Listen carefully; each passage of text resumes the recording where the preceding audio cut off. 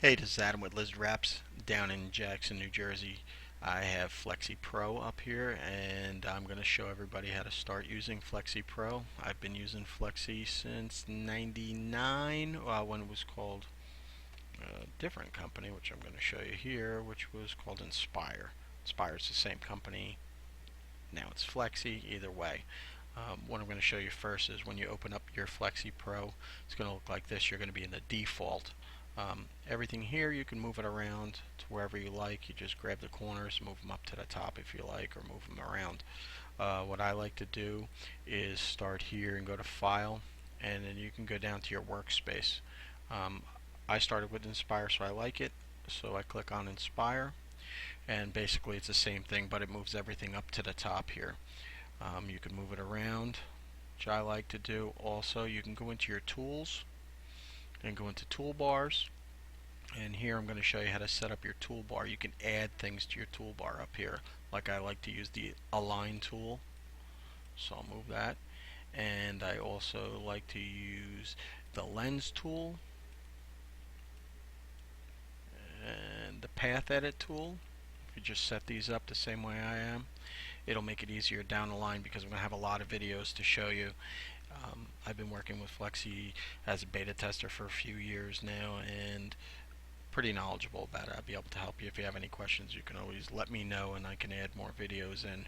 Here I'm going to show you how to set up the toolbar, and I'm going to move everything around to where I need it. You just grab the corners and move them over like this, and basically that's it. So ready to go. Okay, now before I do that, I also want to put, here's my colors on the bottom. In Flexi it comes with the default of all these colors, but I like to make my own colors also. So what I do is I take it and I make a square. Take this square tool right here, just make a square. Okay, when you do that, it's going to start with any color that you've picked on this screen here. You'll see it in the bottom right hand corner. That's the color. Anytime you type or anything, it's going to be that color. So what you want to do is pick the color on the bottom that you're going to use most. Like I always have black on the bottom. You see it on the bottom right hand corner. Now anytime I type, you'll see it'll be black. Okay, you can change that at any time if you like typing in red or purple, whatever. You just go in here before you type anything or move anything around. You just click that color and you'll see the color on the bottom right hand side in the color. Okay, like I said, I used to like to use black. Okay, they also have these gradients here. So anytime you make a shape or a color or a letter and you click on it, you can go down and it'll change it to the gradient, or you can change it back to the color by clicking here. Okay, now that we set up the palette up at the top to all these tools that I like to use, I'm going to show you how to add a couple different colors into the bottom here. What I'm going to do is I'm going to use this. I made a square black box. Okay, and what you want to do is you go up into your tools. You find this tool right here. Okay, it's the fill stroke editor. You can see it once you get onto it. You click it and see it says solid fill. Okay, now I want to make a gradient. I want to make my own gradient. I don't want theirs. So what I'm going to do is I go into advanced tools. I click advanced, and in here you can change the colors to whatever color you want. You want gray on both ends, and maybe black in the middle, and red on one side.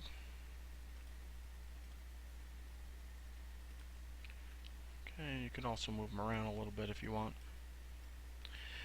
And then what you could do is you can add it to the swatch table by clicking this and just rename this.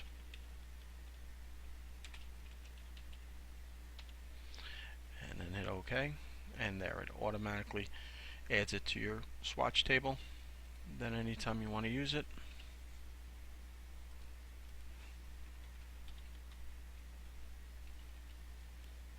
you right click, exit, grab the corner. Now like I said, anytime you have this over here, this color black, it'll always type in black, or if you make a box, whatever you do, it'll be that color. Right click, exit. Now you can click this box I just made here and go over, Click that gradient, and that's it. You have your gradient set up. It's very easy. It's very simple. Way I get around some of these to make it easier for myself, instead of going in that way, I'll just pick any gradient, make a square, pick the gradient. I know this is two color gradient. Go back up into the fill editor, click on the fill editor. Okay, now right here you go into advanced. Now you have two colors. That's the one I picked with the two colors. I find it easier to do that. Or you can go up here and you can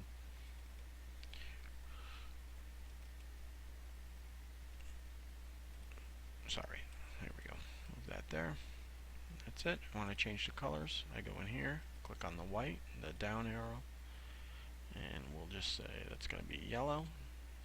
And then this one is going to be orange. And then I'm going to call this sunset. Okay.